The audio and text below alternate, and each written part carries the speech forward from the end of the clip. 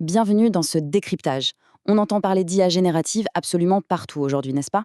Mais on va aller bien au-delà du buzz. On va littéralement disséquer les cybermenaces que ces nouvelles technologies introduisent, en se basant sur une source en or, le guide officiel de l'ANSSI, l'Agence française de cybersécurité.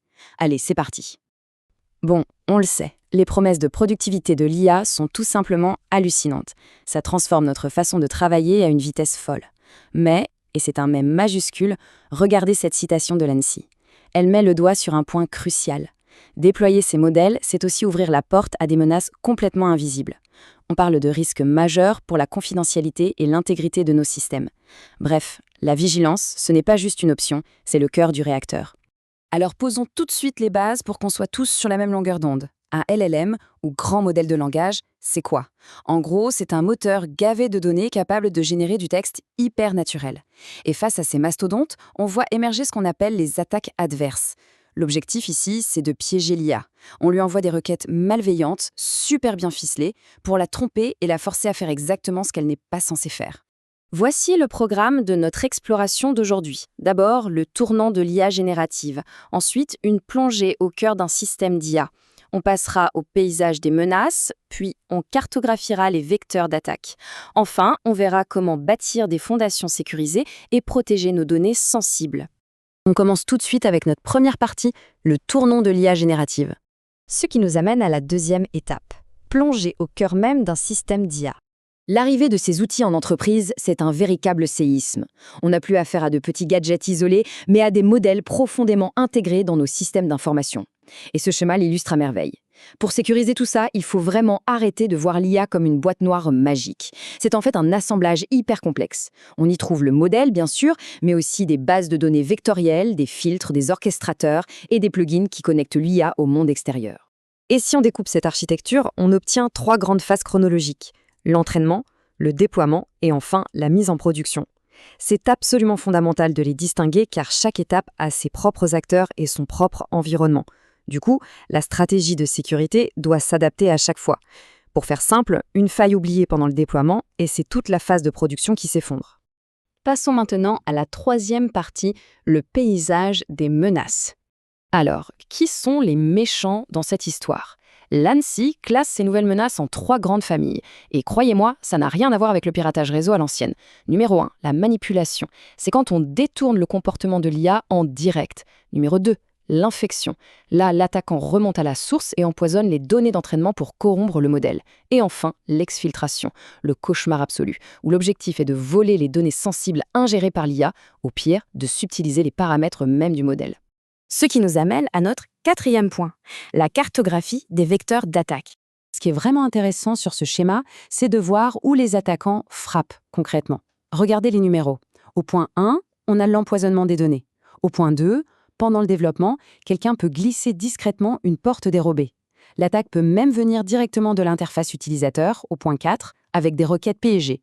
Ou bien, elle peut exploiter les connexions internes au point 6. Bref, la surface d'attaque est juste gigantesque. Et là, il faut absolument qu'on parle d'un truc fascinant mais terrifiant, le principe d'héritage.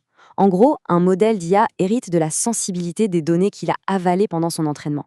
Le risque, c'est ce qu'on appelle la régurgitation.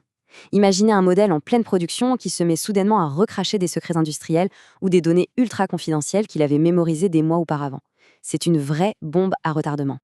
Allez, on passe aux solutions avec la partie 5, bâtir des fondations sécurisées. Face à tous ces risques, l'ANSSI propose un bouclier et la recommandation numéro 5 en est le pilier. On parle ici de DevSecOps pur et dur.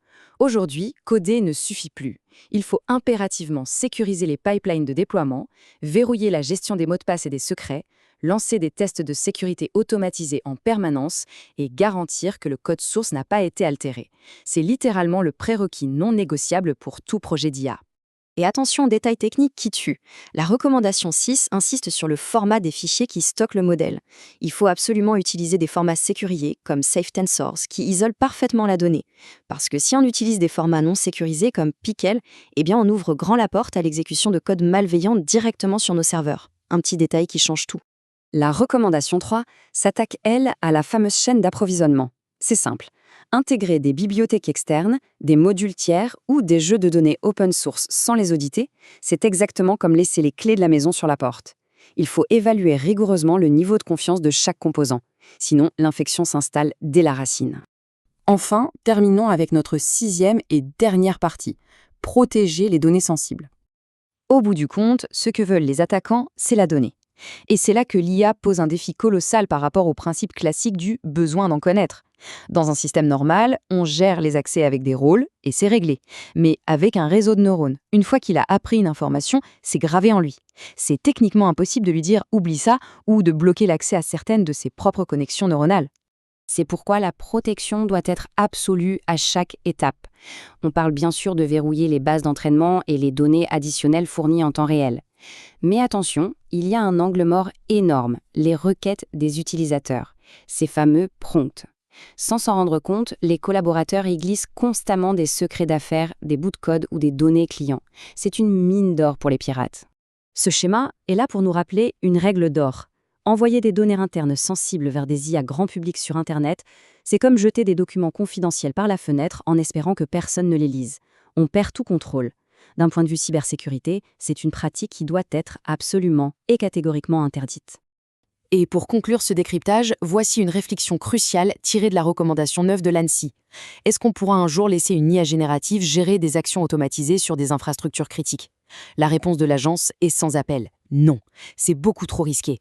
L'humain doit absolument rester le dernier rempart, le valideur final pour garantir la sécurité et la stabilité de nos systèmes. Alors, jusqu'où sommes-nous vraiment prêts à faire confiance à l'IA? C'est une excellente question pour clôturer notre analyse d'aujourd'hui. Merci d'avoir suivi cette exploration.